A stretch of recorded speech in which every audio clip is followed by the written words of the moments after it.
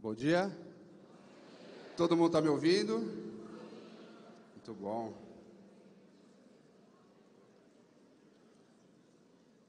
Eu queria muito ter falado aí de baixo, muito. E aí quando eu fui falar, posso falar ali de baixo? Alguém falou assim, se você falar ali de baixo ninguém vai te ver. Eu duvido, mas ele falou que ninguém ia me ver, então eu subi. Mas eu preferia muito aí embaixo. Gente, deixa eu me apresentar, eu sou o Alfeu, sou designer gráfico da associação. E eu fico feliz os pastores, de ver um evento que a gente começou a pensar o ano passado, vocês até antes, e ver cheio aqui agora. Isso é de muita alegria, porque eu fui chamado para fazer parte da reunião de criação do logo, das cores, o que ia ser feito, e poder ver tudo isso agora é muito legal. E aí numa segunda reunião eu também fui chamado, porque eles queriam fazer uma reunião comigo, eu achei que era coisas de arte também, e eles falaram, Alfeu, eu quero que nós pensamos aqui, e nós queríamos muito que você falasse um pouco sobre as dificuldades, sobre as tristezas, né, os perrengues. E eles continuaram falando e eu parei aí. Aí minha cabeça não foi mais, porque eu fiquei pensando, em que momento que os três acharam que eu seria uma boa pessoa para ser a portadora da má notícia. E eu não ouvi mais o que eles falaram, né? Eu falo, mas como é que eles chegaram nesse ponto de que eu seria o portador da má notícia? E eu só pensava nisso aí. Mas deve ser porque eu quero acreditar assim, pelo menos, que eu tenho um filho adolescente, né? Eu tenho o Matheus, que tem 14 anos, tenho a Júlia, que tem 18 anos. É verdade, eu tenho uma filha de 18 anos, tenho essa pele esticada, mas é porque eu sou gordinho, não é porque eu sou novo, tá? Eu tenho uma filha, então eu sei o que é conversar com o adolescente, você explicar um monte de coisa, falar, e você falar para ele, entendeu? E ele está assim, ó, Esse é o adolescente. E o jovem é aquele que já sabe tudo, você não precisa explicar nada, ele já sabe tudo, né? Mas eu quero falar um pouco sobre os perrengues, e eu tenho certeza que cada um de vocês tem uma lista de dificuldades. Só para mim saber mais ou menos com o que eu estou falando, do Ministério da Criança e do Adolescente. Quantos de vocês são do Ministério da Criança e do Adolescente? Olha que legal. Bastante, né? E eu tenho certeza que se eu desse a oportunidade de vocês falarem, você também ia ter uma lista de dificuldades, uma lista de perrengues que acontecem na sala com vocês. E na associação, não é diferente, a gente passa por perrengue, por exemplo, na trimestral, é uma dificuldade. Eu vejo a Pro todo trimestre com um monte de material, aquele volume grande de coisa, e quando termina a gravação ou a live da trimestral, você olha aquele monte de material no estúdio, e você fala, Pro, o que você vai fazer com tudo isso aí? Ela fala, vou usar para o ano que vem. E aí o barquinho que Jesus estava vira um ofertório, José e Jacó, o mar vira nuvem, e tudo se recicla, não é mesmo? E é engraçado porque eu fico imaginando, lá na associação tem uma sala de material, e a casa de vocês, como é que fica? Né? A pessoa que é o líder do Ministério da Criança e do Adolescente, é onde você encosta, tem uma cola quente que não secou, é um cheiro de EVA que ninguém aguenta, é material jogado, é isopor, você já segura o prato quente com o EVA, porque já não tem mais onde apoiar.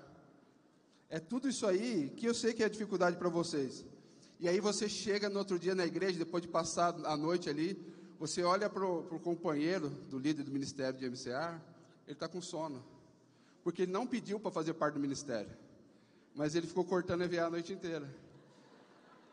Ele não faz parte do ministério, ele não quer o ministério, mas ele, por parceria, ele fica. E você fala, nossa, irmão, está com cara de sono. Eu me perdi no passador, eu vou pagar com o passador, tá, gente? Desculpa.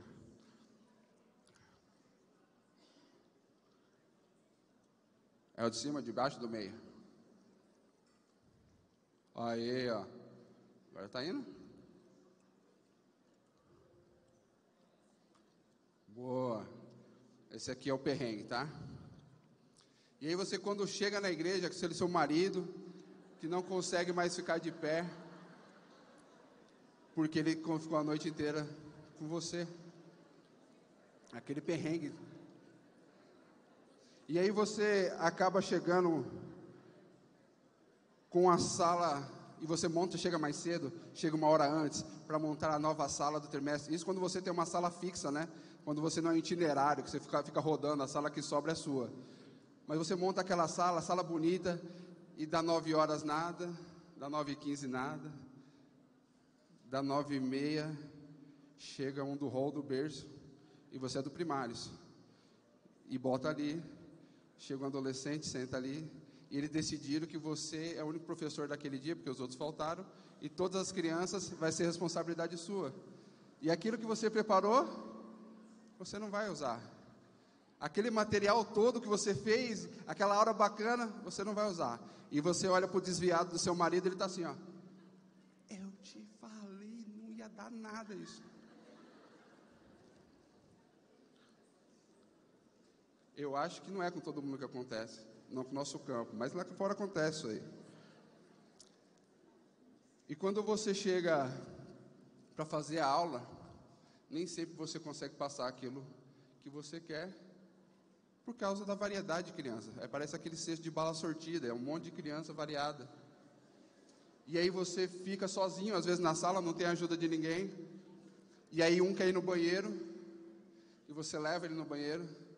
Quando você volta, ficou sabendo que 2 fugiram, e você vai atrás desses 2, e não sabe se eles já estão com os pais, ou simplesmente eles fugiram, porque também estão fugindo dos pais. E você vai atrás desses 2, e quando você acha esses 2, você volta, e já tem um chorando.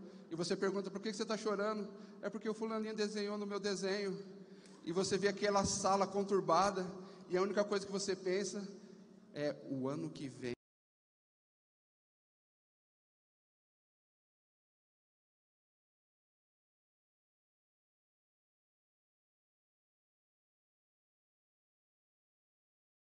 Eu não vou pegar esse departamento.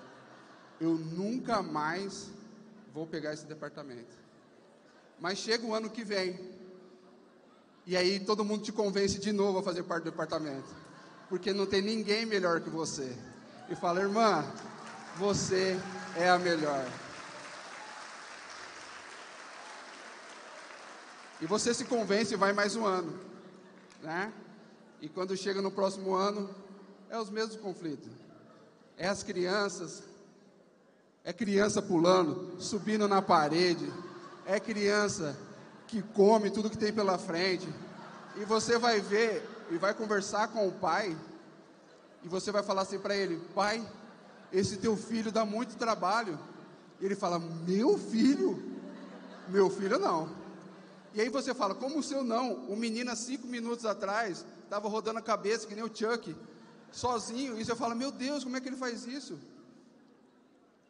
E aí, meu filho? Meu filho não. Ou então tem aquela mãe que é sincera. Você fala, olha, seu filho deu trabalho. E ele fala, eu não sei mais o que eu faço com ele. Eu já fiz de tudo. E você tem a resposta na cabeça do que ela tem que fazer com ele. Mas você não vai falar, entendeu? Você fala, né, mãe? Que pé. Essa é a resposta que passa. Quando você vê um pai comentando, falando, meu filho, agora ele quer ler a historinha da Bíblia todo dia, por causa da classe. Meu filho começou a ler a Bíblia por causa da salinha. E aí você vê que o seu um pouco mais já está sendo feito. E Deus reconhece. Amém? Amém. Um abraço para vocês, volto mais tarde.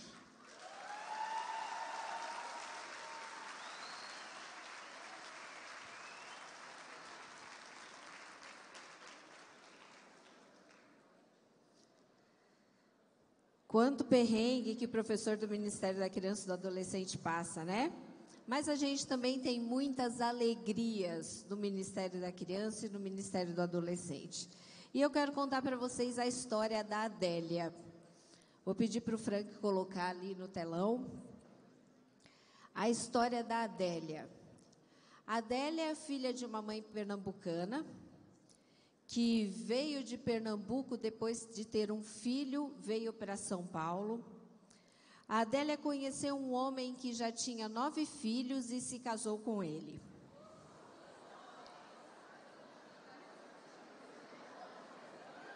Esse filho que a Adélia tinha começou a ser desprezado pelos irmãos. Com tanto sofrimento, ele começou a usar drogas e com 18 anos esse irmão da Adélia, filho da mãe da Adélia, foi assassinado com 9 tiros no rosto.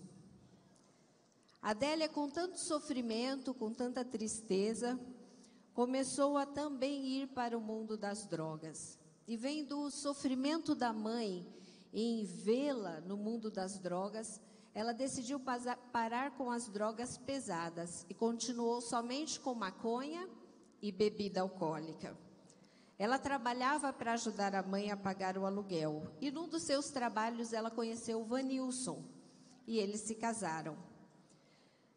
Eles bebiam muito, usavam muita maconha e brigavam muito. Perderam um filho por um aborto espontâneo e se distanciaram. Em se distanciarem, decidiram se separar. Vanilson, um dia na praça da cidade, recebeu um convite de um adventista para ir à igreja. Vanilson, que era ex-adventista, decidiu ir à igreja, se lembrou de tudo que tinha aprendido quando criança. E ele foi para a igreja. Decidiu voltar para a igreja e decidiu largar o emprego para guardar o sábado. A Adélia ficou muito brava com ele. E disse que ela não queria nem saber de igreja. Ela ia continuar comprando bebida, comprando cigarro. Então, ela engravidou novamente. Nessa gravidez, o médico pediu que ela parasse de fumar. Quando Hugo Gabriel, o filho tão esperado e tão desejado, nasceu, Vanilson começou a levar o filho para a igreja. Hugo Gabriel, desde o hall, ia para a igreja, mas a Adélia não queria saber de nada, não queria saber da igreja, odiava falar de Deus. Vanilson levou o Hugo Gabriel também para ser apresentado ao Senhor lá na igreja. E conforme Hugo Gabriel foi crescendo, ele começou a ouvir as histórias na igreja. E ele queria que a mãe fosse. Então, ele convidava a mãe para ir nas apresentações do 13º sábado. Mas a mãe não queria. Uma vez ou outra ela ia. E quando ela ia, Hugo Gabriel apresentava a mamãe para todas as pessoas. Porque ele se sentia orgulhoso de ter a mãe com ele. Falando, ele começou a contar para a mãe as histórias da Bíblia que ele aprendia na igreja. Ele levava as atividades que as professoras faziam, mostrava para a mamãe e contava as histórias. Um dia ele chegou em casa com um anjo no palito. Quando a mãe viu aquele anjo, ela perguntou o que significava. E ele disse: mamãe, esse anjo aqui quer dizer que Jesus vai voltar. Mas só o papai e eu que vamos para o céu. A mamãe não vai para o céu. Adélia, vem aqui. Vem contar para a gente o que foi que você sentiu quando Hugo Gabriel te disse que você não ia para o céu. Espero que ela consiga falar.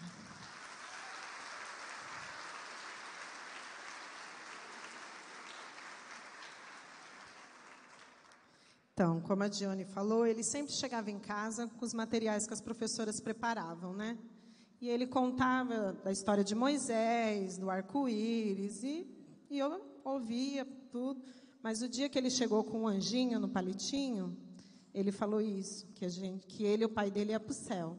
Eu falei, não, filho, isso está errado. A gente vai para o céu quando a gente morre.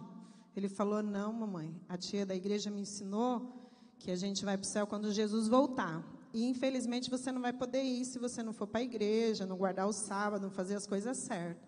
Aí eu fiquei muito brava, né? Eu fui direto ao meu marido e falei assim, que história é essa? O que essas mulheres estão ensinando para o meu filho, né?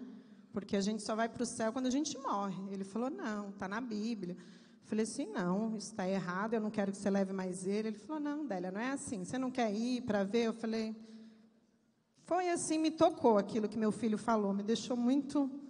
Aí eu comecei a ir no 13º, comecei a prestar mais atenção. E com esse testemunho do meu filho, eu comecei a fazer estudos. Mas para mim me batizar foi assim, em 5 estudos. Porque eu questionava muito. Tudo que eu via na igreja eu questionava. Eu ia na igreja, eu era meio do rock and roll, ia toda de preto, de calça, pintada de preto. E, às vezes, um dia eu encontrei uma professora até no ônibus. Cheguei em casa e falei para meu marido, aquelas irmãs da igreja tudo de saia e a mulher estava de calça no ônibus? Ele falou, não, amor, não é assim. Aqui na igreja a gente tem que ter um respeito, tal. Ele ia com jeitinho, porque eu sempre fui muito... O pau é pau e pedra é pedra, assim. Eu sempre fui muito... E o que eu tenho para falar para vocês, meninas, é assim, eu me batizei com o testemunho do meu filho. Foi, assim, um batismo bem comovente. No dia do meu batismo, a igreja estava cheia de senhorinha, porque esse culto que meu marido começou a frequentar era só de senhorinha. Então, foi um chororô, assim. E meu filho, tudo que ele fazia na igreja, ele chegava em casa e ele contava.